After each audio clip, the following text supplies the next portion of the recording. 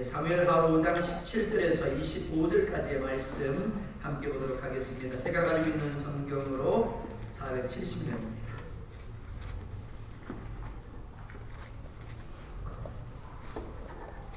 17절 제가 먼저 보겠습니다. 이스라엘이 다윗에게 기름을 부어 이스라엘 왕으로 삼았다 함을 블레셋 사람들이 듣고 블레셋 사람들이 다윗을 찾으러 다 올라오매 다윗이 듣고 요새로 나가니라.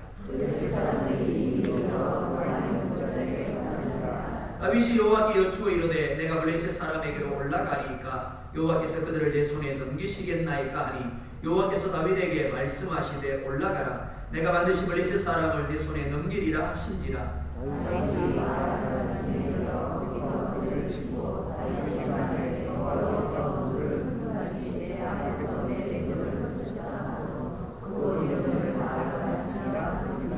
거기서 블레셋 사람들이 그들의 우상을 버렸으므로 다윗과 그의 부하들이 치우니라. 블레셋 사람들이 다시 올라와서 얼마의 물자리에 가득한지라. 다윗이 여호와께 여쭈니 이르시되 올라가지 말고 그들 뒤로 돌아서 뽕나무 숲을 맞은편에서 그들을 기습하되 뽕나무 꼭대기에서 걸어오는 소리가 들리거든 보고 구경하라. 그때 여호와가 너보다 나아가서 블레셋 그들을 죽게 하시니라. 같이 봅니다. 이에 다윗이 여호와의 명령대로 행하여 블레셋 사람을 쳐서 게바에서 게셀까지 이르니라. 아멘. 하나님이 우리 가운데 말씀하여 주시고 하나님이 우리 가운데 깨닫게 하여 주시고 하나님이 우리의 마음 가운데 결단함을 허락하여 주시고 하나님께서 우리의 삶 가운데 이 말씀이 30배, 60배, 100배로 결실할 수 있도록 역사하여 주십시오. 그래서 하나님을 더 알고 또 하나님과 깊은 만남을 누리고 더욱더 세상을 향하여 할 말 있는 신앙인들 되게 하여 주시옵소서. 예수님의 이름으로 기도드리옵나이다. 아멘. 제목 같이 읽어보겠습니다. 시작.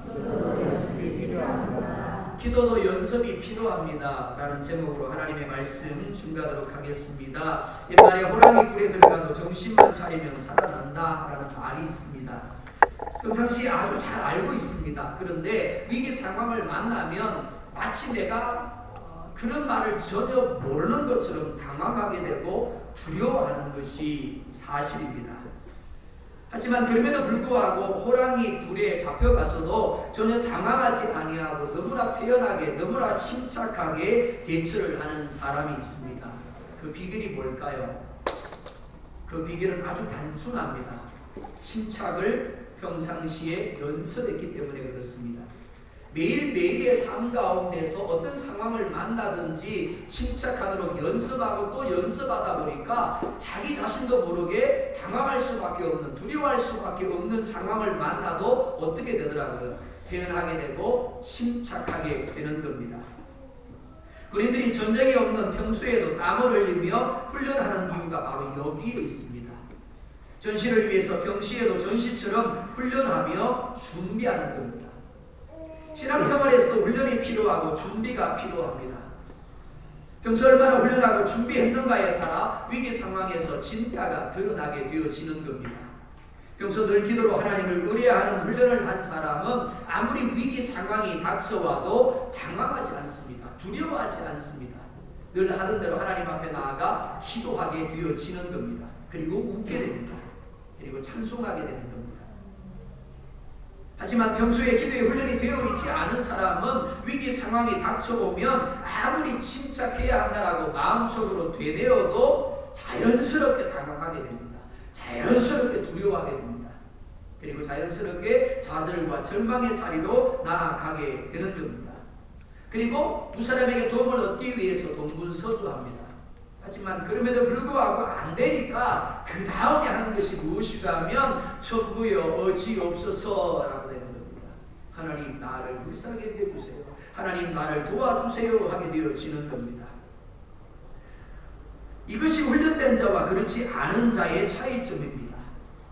신일덕 장로님이라는 분이 계십니다. 이분은 대한항공조종사로 30년 동안 일을 하셨습니다. 이분은 늘 성경을 배우고 출발할 때 이렇게 인사를 했다라고 합니다. 할렐루야, 신일덕 기장입니다. 이 비행기는 하나님이 동승하고 계십니다. 여러분 편안한 여행 되시기 바랍니다. 어느 날 신혼여행을 가는 신혼부부 31상 약 60여 명과 일반 성객까지 합해서 150명을 태우고 비행기가 이륙을 해서 사이판 공항으로 가게 되었습니다.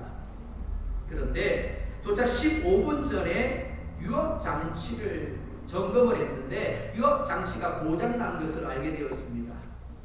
유압장치가 고장나게 되면 비행기에 바퀴를 내릴 수가 없게 됩니다. 그러니까 착륙할 수도 없게 되는 겁니다. 관제소에 연락을 했더니 그냥 동체 착륙을 하라고 합니다. 다른 방법이 없습니다. 착륙을 하기는 해야 되는데 바퀴를 내리지 않고 그냥 동체 착륙을 해야 됩니다. 그런데 문제가 무엇입니까? 바퀴가 없이 그냥 그 쇠붙이가 땅바닥에 떨어지게 되면 잘못되면 불이 나게 되고 결국 수많은 사람들의 생명이 잃어버린 바 될 수 있는 겁니다. 그때 장로님 마음속에 이런 생각이 들었다고 합니다. 내가 적어도 교회 장로인데 장로가 운전하는 비행기가 사고가 나서 사람이 죽으면 하나님의 영광을 가리지 않는가. 그러니까 결코 그렇게 되어서는 안 된다라는 마음이 들었다고 합니다. 그래서 자기 조종관을 부기장에게 맡기고 조종실 바닥에 무릎을 꿇었다고 합니다. 그리고 하나님 앞에 기도를 하기 시작을 했습니다. 하나님 살려주십시오. 장로가 운전하는 비행기가 고장나면 하나님의 영광은 물론이고 믿는 사람의 체면이 어떻게 되겠습니까? 얼마 동안 기도했는지 모릅니다. 자기 몸이 붕 뜨는 것을 체험했다고 합니다. 그리고 그 마음에 하나님께서 이렇게 말씀하셨다고 합니다. 두려워 말라 내가 너와 함께 함이니라. 놀라지 말라 나는 내 하나님이 됨이니라. 내가 너를 도와주리라. 마음의 응답이 왔습니다. 그래서 예수님의 이름으로 기도합니다. 아멘 하고는 옆에 있는 부기장에게 지시를 합니다. 부기장, 수동으로 유압장치를 한번 조작해봐. 부기장이 갸우뚱합니다. 왜요? 고장난 것을 똑똑히 봤는데 고치지도 않은 상황에서 유압장치를 다시 작동을 하라 그러니까 말이 안 되는 겁니다. 근데 기장이 시키니까 어쩔 수 없이 손잡이를 당겼습니다. 그런데 되는 겁니다. 바퀴가 한쪽이 나오고 또 한쪽이 나오게 되었습니다. 관제소에 연락을 합니다. 그러니까 관제사가 말도 안 되는 소리 하지 말라고. 조금 전까지만 해도 유압장치가 고장났다고 하지 않았느냐고. 믿으려 하지 않습니다. 그런데 결국 바퀴를 다 펴고 안전하게 착륙할 수가 있게 되었습니다. 그리고 기내 방송을 통해서 그 사실을 알립니다. 그러자 수많은 사람들이 환성을 지르면서 서로 감격의 호응을 했다고 합니다. 기장과 부기장이 내립니다. 그런데 부기장이 묻습니다. 기장님, 정말 기장님이 기도해서 유압장치가 고쳐진 겁니까? 기장님이 뭐라고 그랬을까요? 아니, 앞에 옆에서 보지 않았느냐고. 분명히 유압장치가 고장났고 또 유압장치가 내가 기도한 후에 고쳐진 것을, 작동하는 것을 보지 않았다. 그리고 나중에 이 부기장이 불교 신도였는데 미국에 이민을 갖고 신학을 해서 개척교회 목회자가 되었다고 합니다. 사랑하는 여러분, 기도하는 곳에는 오늘도 이러한 역사가 일어나고 기적이 일어나고 있음을 믿으시기 바랍니다. 하지만 위기의 그날을 위해서 오늘 바로 이 시간 기도를 연습해야 함을 또한 믿으시기 바랍니다. 믿음의 연습을 해야 합니다. 그래야만 위기의 상황에서도 당황하지 않고 믿음의 기도를 할 수 있고 오늘 신일덕 장로님처럼 하나님의 역사를 그러와 누릴 수 있는 겁니다. 하나님이 다윗과 함께 하심으로 이스라엘이 점점 강성하게 되어져 갔습니다. 다윗이 왕이 된 이후에 이스라엘은 하나님의 함께 하심을 통해서 번영과 축복을 누리게 되었습니다. 사울이 말아먹었던 나라입니다. 그런데 그 나라가 단지 왕만 바뀌었을 뿐인데 다시 자리를 잡기 시작을 했고 강성하여지기 시작을 했습니다. 그런데 이러한 이스라엘의 번영과 부흥을 두려워하고 시기하는 무리들이 있었습니다. 17절 보면 이렇게 말씀을 합니다. 같이 보겠습니다. 시작. 이스라엘이 하나님의 기름을 부어 이스라엘 왕을 삼았다고 하는 블레셋 사람이 듣고 블레셋 장로가 다윗을 통해 다윗이 듣고 용서를 받았다. 아멘. 사중창하는 것 같습니다.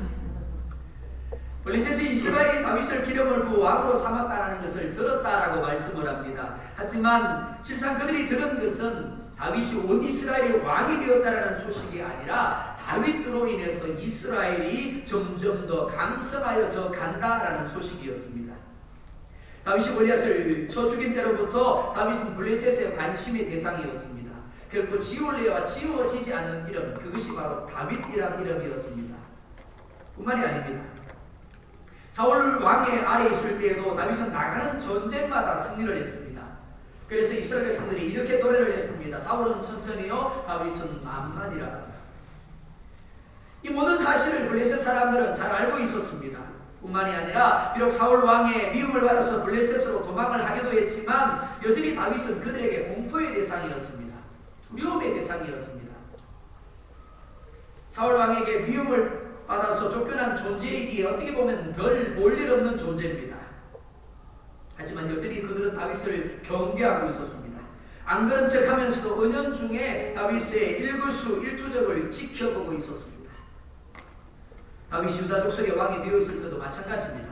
그들은 다윗을 향한 눈을 떼지 않았습니다.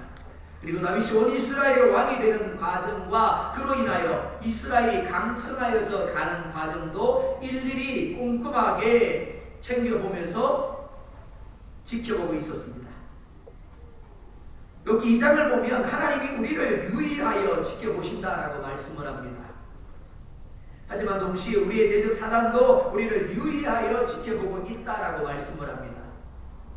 우리를 유익하게 하고 우리를 이롭게 하는 이들만이 아니라 우리를 넘어뜨리려 하고 우리를 대적하는 우리들도 동시에 우리의 일거수일투족을 지켜보고 있다라는 겁니다. 눈에 보이지 않지만 우리를 더 큰 축복과 풍성함의 자리로 이끄시기 위하여 하나님이 지켜보고 계십니다.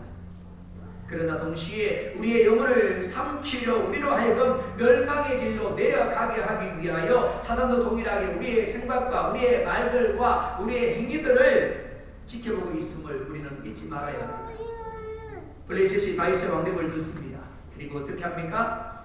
당시 블레셋은 요단강 서쪽 대부분을 실질적으로 지배하고 있던 강대국이었습니다. 그리고 이스라엘과 유다로부터도 조공을 징수하고 있었습니다. 즉 사울로 인해서 길보아 전투에서 패배한 이후에 이스라엘이 블레셋의 속국처럼 되어 있는 상황이었습니다.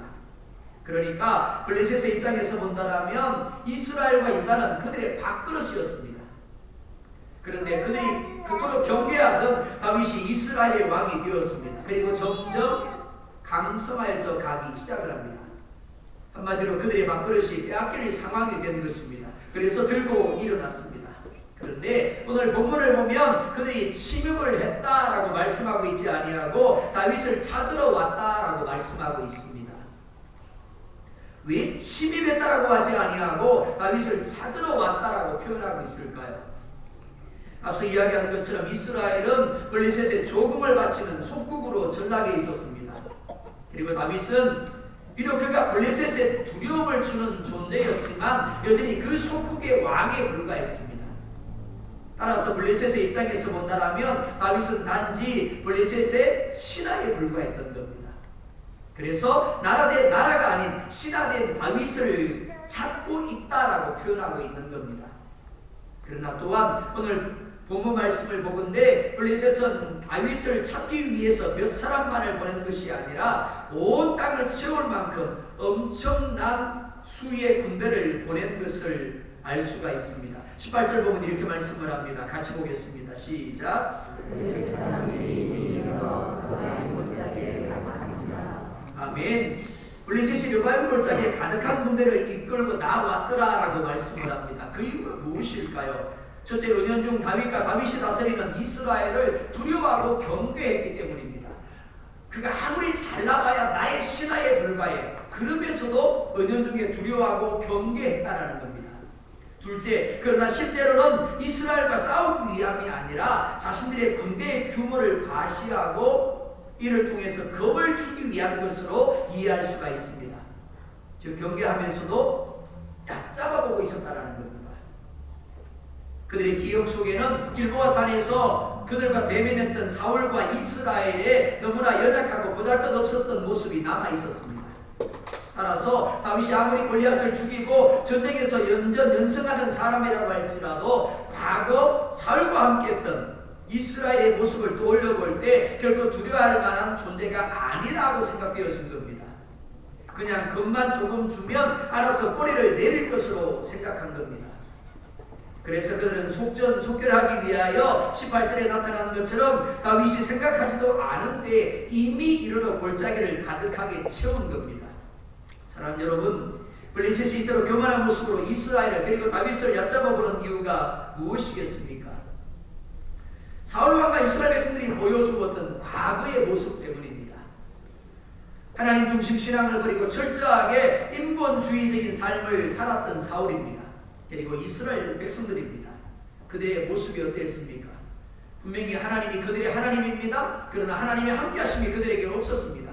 하나님의 이끄심이, 하나님의 도우심이, 하나님이 그들 가운데 역사하심이 없었습니다. 그러다 보니까 길보아산 전투에서 블레셋 군대에게 힘없이 패할 수밖에 없었던 겁니다. 그런데 문제가 무엇인가 하면 사울과 이스라엘의 모습을 보면서 블레셋이 교만하게 되었고 다윗과 이스라엘을 똑같은 기술을 가지고 바라보게 되었다라는 겁니다. 이런 겁니다. 한국에서 청년 사역을 할 때 청년들이 많이 고민하는 부분이 무엇인가 하면 바로 음주에 대한 부분입니다. 목사님 직장에서 회식을 갑니다. 회식을 가면 분명히 직장 상사가 술을 권할 겁니다. 그때 받아 마셔야 됩니까? 마시지 말아야 됩니까? 어떻게 해야 되죠? 마셔야 되나요? 마시지 말아야 되나요? 예, 그럴 때 이렇게 이야기를 합니다. 야, 한 잔쯤이야 괜찮잖아. 그러죠? 두 번째 뭐라 그럴까요? 야, 아무개 과장도 교회 집사한테 마셔. 그러죠? 그러니까 아무개 집사를 보면서 어떻다고요? 너도 똑같잖아 라고 생각하는 겁니다. 다른 사람, 즉 말씀 가운데 서있지 못한 한 사람의 그리스도인을 보면서 야, 그 사람도 그런데 너도 그래도 괜찮잖아 라고 이야기를 하는 겁니다. 사울왕이 그랬기 때문에, 사울왕과 이스라엘 백성들이 그랬기 때문에 다윗과 이스라엘 백성들도 그럴 것이다 라고 생각했다라는 겁니다. 이런 면에서 나 한 사람의 존재가 얼마나 중요한가를 우리는 잊지 말아야 합니다. 내가 술 마시는 것 때문에 다른 사람에게 이렇게 이야기를 합니다. 야, 나는 교회 다니는 아무개 집사님도 술 마시던데, 아무개 집사님도 뭐라 그러던데, 아무개 집사님도 주일 빼먹던데 너도 빼먹어도 괜찮잖아 라고 되어지는 겁니다. 나 한 사람이 형식적인 기독교인이 되어서 하나님의 임재를 잃어버리고 인본주의적인 삶을 살아갈 때 우리의 대적들은 나만이 아니라 그리스도인 전체 교회를 동일한 시선으로 바라보게 된다라는 겁니다. 예수님의 교회 이야기가 나올 때가 있습니다. 그리스도인에 대한 이야기가 나올 때가 있습니다. 그런데 긍정적인 이야기가 아닙니다. 부정적인 이야기입니다. 그럴 때마다 교회 밖의 사람들은 이런 이야기를 합니다. 목사님, 믿는 사람들이 왜 그래요? 목사님, 교회가 왜 그래요? 자, 한번 물어볼까요? 그 사람만 그런 건가요? 아니면 전체 교회가 그런 건가요? 그 사람만 그런 거죠. 전체 교회가 그런 것이 아닙니다. 전체 그리스도인이 그런 것이 아닙니다. 단지 한 사람, 한 교회에 대한 부정적 이야기가 방송이 되었을 뿐입니다. 하지만 마치 모든 교회가 그런 것처럼, 모든 그리스도인이 그런 것처럼 판단하게 되어지는 겁니다. 어떤 사람이 그런 이야기를 합니다. 직장에서 늘 자신을 그리스도인이라고 이야기를 하는 상사가 있다고 합니다.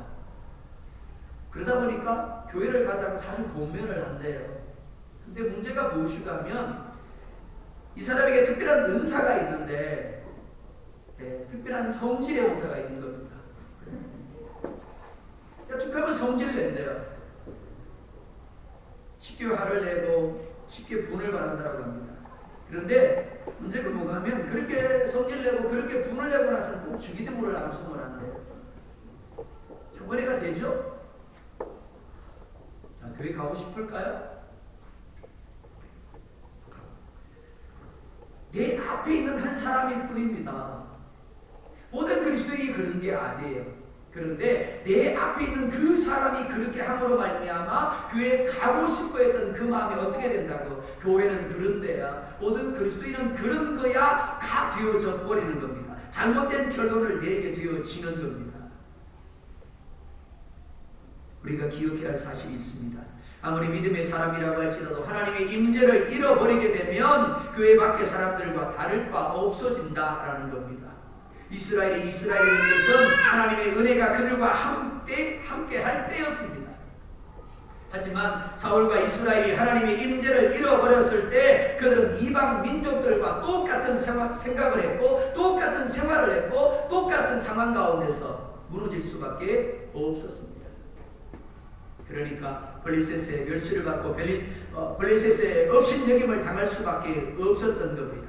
그렇기 때문에 우리는 하나님의 임재를 생명 걸고서라도 잃지 않기 위하여 발부둥 칠 수 있어야 되는 겁니다. 하나님의 임재와 하나님의 동행을 잃어버리게 되면 형식적으로는 기독교인일지 몰라도 하나님을 전혀 경험하지 못하는 삶을 살 수밖에 없기 때문입니다. 더 나아가서 그 영혼이 지옥에 떨어질 수밖에 없음을 우리는 분명히 기억해야만 합니다. 왜 그럴까요? 나 때문에 하나님의 영광이 가려지고 나 때문에 교회가 나 때문에 모든 그리스도인들이 도매급으로 넘어가기 때문에 그렇습니다.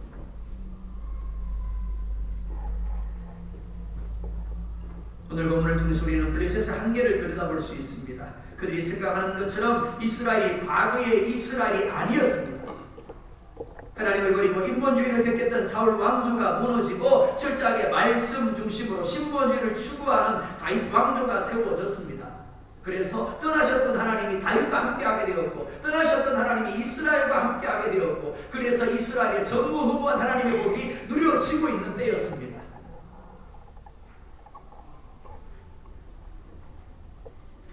인본주의의 특징이 무엇입니까?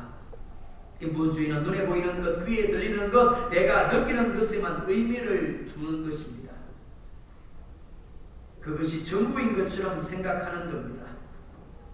하지만 우리가 보고 듣고 느끼는 것은 아주 작은 것에 불과합니다. 우리가 보지 못하고 우리 듣지 못하고 우리가 느끼지 못하는 영역은 오히려 더 크고 더 넓은 것입니다.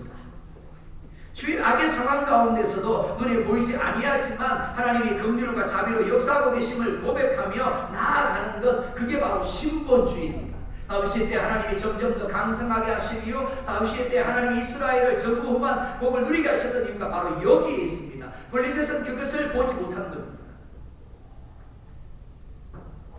만약 우리가 몸은 교회 안에 머물고 있지만 블레셋과 똑같은 태도를 가지고 똑같은 반응을 가지고 있다라고 한다면 우리 역시 인본주의입니다. 하나님과 관계없는 사람.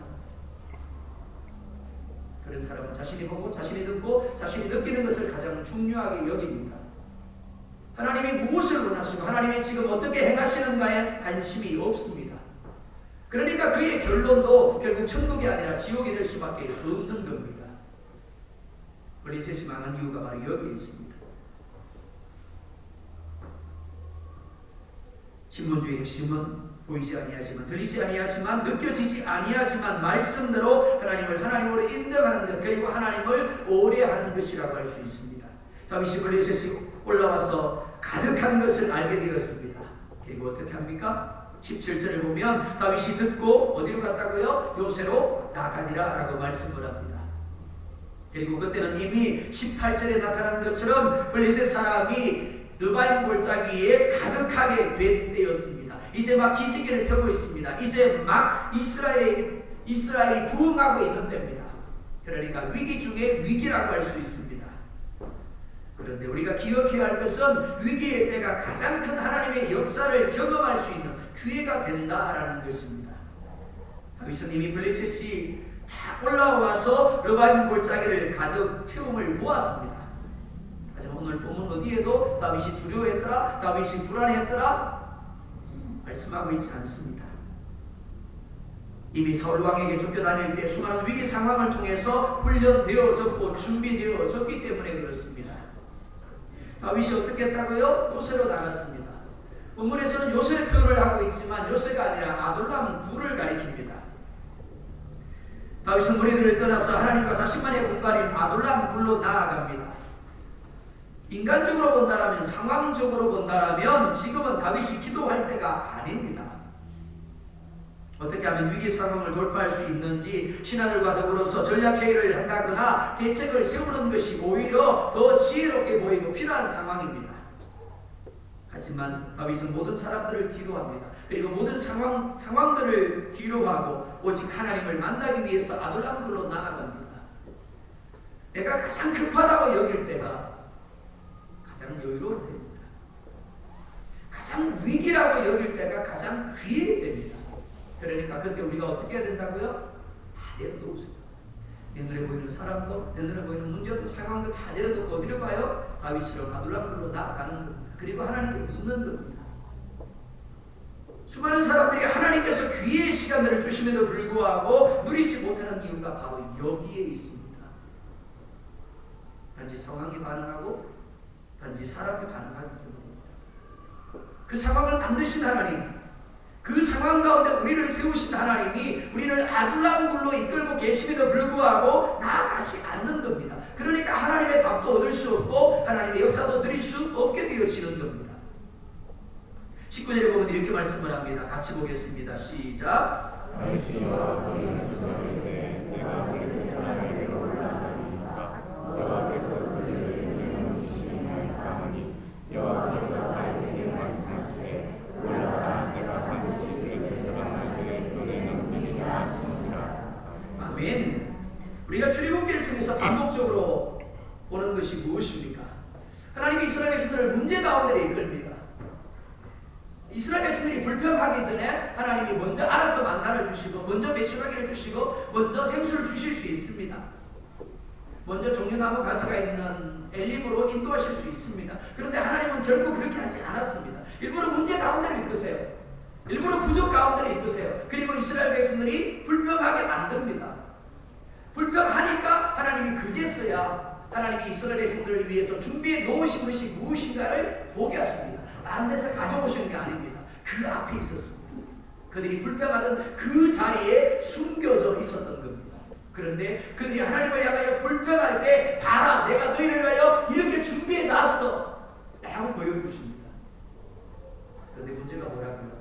하나님이 그렇게 보여주는데도 불구하고 똑같은 상황을 만나니까 이스라엘 백성들이 또 똑같이 불평하더라는 겁니다. 그럼 또 하나님이 보여주세요. 내가 이렇게 준비했거든. 그리고 또 상황을 만나면 또 보여주세요. 믿음의 사람과 그렇지 않은 사람의 차이가 여기에 있습니다. 누구나 위기를 만나면 두려워할 수밖에 없습니다. 당황할 수밖에 없습니다. 어찌할 바를 알지 몰라 합니다. 그러니까 답답합니다.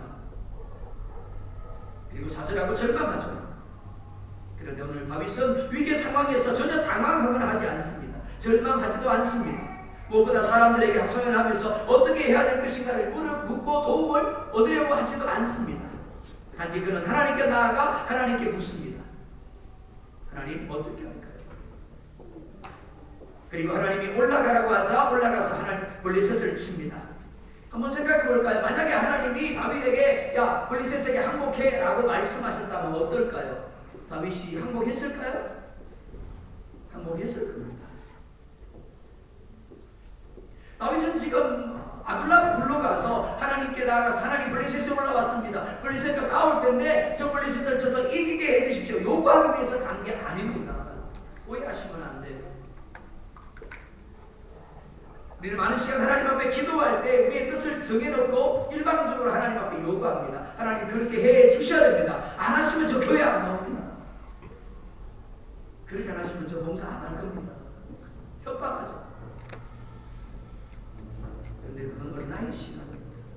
어린아이 때는 그렇게 하고 하나님 응답하십니다. 그런데 장성한 후에도 신앙생활을 십수년 했는데도 불구하고 여전히 하나님 앞에 그렇게 기도하고 있다면 여러분들의 믿음의 수준이 문제가 있는 겁니다. 다윗처럼 하나님 앞에 나가서 하나님의 뜻을 물어야 되는 겁니다. 하나님 어떻게 하면 좋겠습니까? 하나님 원하시는 것이 무엇입니까? 하나님 죽으라면 죽겠습니다. 나만 하면 망하겠습니다. 다윗이 그랬다라는 겁니다. 하나님, 다윗은 문제 해결을 구한 것이 아니라 이 상황을 통해서 하나님이 원하시는 것이 무엇인가를 물었습니다. 그리고 하나님이 말씀하신 대로 순종합니다. 그랬더니 하나님이 대적을 흩으십니다. 시편 146편 3절을 보면 이렇게 말씀을 합니다. 같이 보겠습니다. 시작. 기인을 의지하지 말며 또 의인은 인생도 의지하지 말지니. 자, 이 사람을 한번 볼까요? 네, 앞을 한번 보세요. 그리고 이렇게 이야기를 하십시오. 내가 도움을 요청할 때 꼭 거절해 해주세요.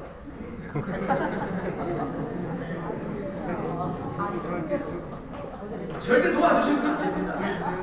도와주시면 망하는 거예요. 정말 위하시거든. 정말 사랑하거든 어떻게 하라고요? 거절하세요. 그리고 누구만 바라보게? 하나님만 바라보게 하셔야 되는 거예요. 그러니까 도와주는 게 아닙니다. 어려움이 오면 당장 눈앞에 있는 사람에게 하소연을 하고 싶습니다. 남편에게 하소연을 하고 싶죠? 아내에게 하소연을 하고 싶어요. 옆에 있는 권사님에게, 집사님에게, 장로님에게 하소연을 하고 싶어요. 장로님, 권사님 어떻게 해요? 어떻게 해요? 해결되던가요? 오늘 말씀이 뭐라 그래요? 귀인들을 의지하지 말며 도울 힘이 없는 인생도 의지하지 말지니. 다윗은 얼마든지 신하들을 향하여 어떻게 해야 될 것인가를 물을 수 있었습니다. 하지만 신하들에게 묻지 않았습니다. 그리고 상황에 반응하지도 않았습니다. 오직 그는 홀로 하나님이 계신 아둘람으로 나아가서 하나님께 묻고 하나님의 도우심을 구했습니다. 어떻게 해요? 사울에게 쫓겨 도망다니는 10년의 시간 동안 상황도 사람도 아닌 오직 하나님만을 바라고 하나님께 묻고 하나님께 들으므로 하나님을 의뢰하는 연습을 했기 때문에 그렇습니다. 자기 자신도 모르게 그렇게 훈련되어져 왔기 때문에 오늘도 전해야 하는 대로 그렇게 하나님 앞에 반응하고 있는 겁니다. 그래서 당황하지 않았고 그래서 두려워하지 아니했고 늘 하던 대로 하나님께 나아가 부를 수 있었던 겁니다. 이사야 41장 14절은 이렇게 말씀을 합니다. 버리지 같은 너 야곱아 너희 이스라엘 사람들아 두려워하지 말라. 나 여호와가 말하노니 내가 너를 도울 것이라. 내 구속자는 이스라엘의 거룩한 이인이라. 하나님 우리에게 뭐라 말씀하신다고요? 내가 너를 도울 것이다. 네 구속자는 너의 구원자는 너의 도움은 이스라엘의 거룩한 이인이라 라고 말씀을 합니다. 그래서 다윗은 시편 18편 2절에서 이렇게 고백을 합니다. 같이 고백할까요? 시작. 버려진 너희 여호와 너희 이스라엘 아니요, 시편 18편 2절을 보겠습니다. 시작. 여호와 나의 반석이시오 나의 요새시오 나의 용신이시오 나의 하나님이시오 내가 너를 위하여 나의 구이시오 나의 방패시오 나의 구원의 부이시오 나의 상속이시오다. 아멘. 다윗이 하나님이 우리 하나님이신 줄 믿으시기 바랍니다. 그러나 다윗이 하나님이 우리의 하나님이시지만 누구나 다윗처럼 누릴 수 있는 것은 아닙니다. 다윗은 하나님을 나의 반석이시며 요새시며 나를 건지시는 이시며 피할 나의 바위시며 방패시며 구원의 뿌리며 산성이십니다라고 고백을 합니다. 그러나 그렇게 고백하기 위하여 다윗은 먼저 하나님을 자신의 목자로 인정을 했습니다. 자, 한번 물어볼까요? 목자가 먼저 가야 되나요? 양이 먼저 가야 되나요? 양이 먼저 가죠? 그죠? 맞잖아요. 양이 먼저 가죠. 그러니까 구덩이에 빠지고 그러니까 남들이지에 떨어지죠. 그리고 실패하죠. 그러고 나서 뭐라 그래요? 하나님 왜 나만 못 살게 해주세요? 왜 나만 미워하세요? 왜 내게만 이런 시련을 주세요? 왜 그렇다고요? 목자가 앞서가고 나는 그분을 따라서 가야 어둠의 골짜기를 지나도 그의 지팡이와 막대기가 나를 안위하시고 마침내 실만한 물가로 푸른 초장으로 가게 되는데 목자는 뒤에 남겨두고 다 혼자 가요.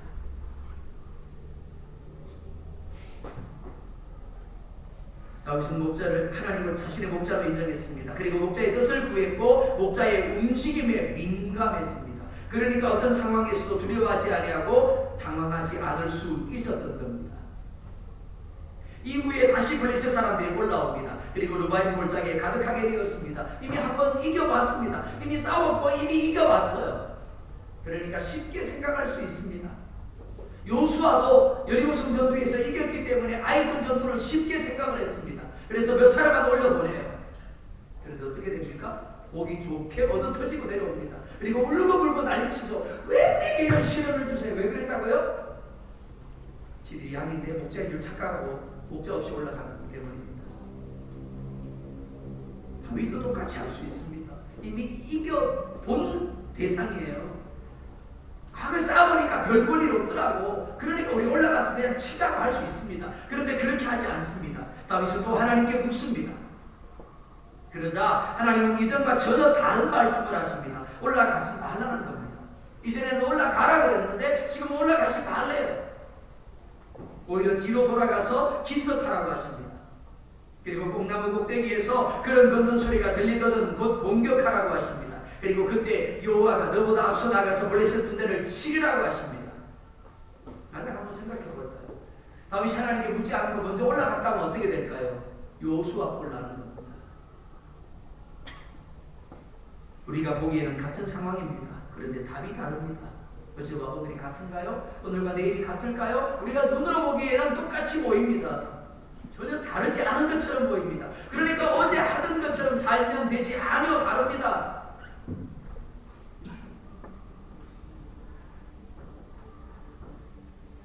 우리가 기도로 하나님께 물어야 될 이유, 그리고 하나님께 드려야 될 이유가 바로 여기에 있습니다. 목자의 움직임에 민감해야 될 이유가 여기에 있습니다.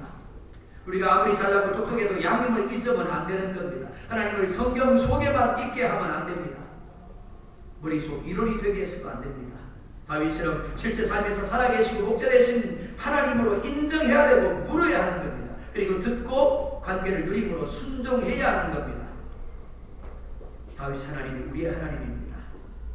그러나 그 하나님이 우리의 삶 가운데 누려지기 위해서는 우리도 다윗처럼 기도로 연습해야 되는 겁니다. 기도를 습관화해야 하는 겁니다. 단지 문제 해결을 위하여 기도하는 것이 아니라 하나님과 기도를 통해서 날마다 사귀는 존재, 기도를 생활이 되게 해야 되는 겁니다. 그럴 때 어떤 위기 상황 가운데서도 자연스럽게 문제를 뒤로 하고 주님께 나아가 기도의 무릎을 꿇을 수 있는 겁니다. 상황과 환경이 문제가 아닙니다. 목회자인 저도 지극히 인간적입니다.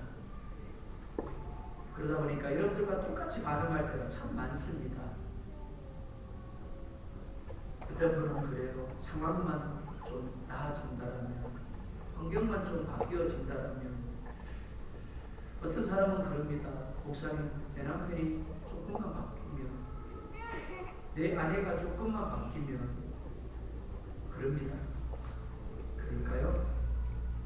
오늘 본문 말씀은 상황이 문제가 아니고 환경이 문제가 아니라고 말씀을 합니다.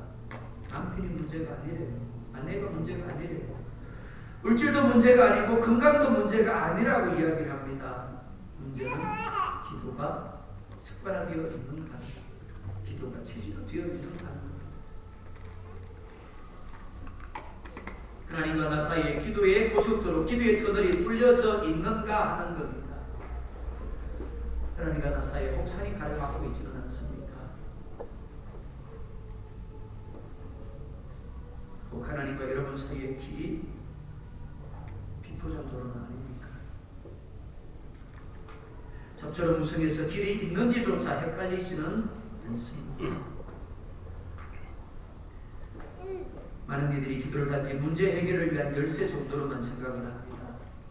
하지만 하나의 문제가 해결되어도 그 다음에 또 그런 문제가 뒤를 잇습니다. 그렇기 때문에 기도가 필요 없는 순간은 하나도 없습니다. 따라서 범사의 기도로 하나님을 의뢰하면서 순종하다 보면 위기 상황에서도 하나님이 대적과 싸우심으로 승리를 얻게 하시는 것입니다. 그때 하나님이 앞서가시며 싸우시고 능력으로 내 삶의 역사하심을 누리게 되는 겁니다. 바라기는 다윗처럼 기도를 연습하는 삶을 사는 여러분들 되기를 원합니다. 그래서 위기를 만나도 두려워하거나 당황하지 않고 다윗처럼 즉시로 기도의 자리에 나가서 기도의 무릎을 꿇음으로 위기를 오히려 기회로 만드는 여러분들 되시길 주의 이름으로 축원합니다. 기도하겠습니다. 우리 1분만 기도하십시다.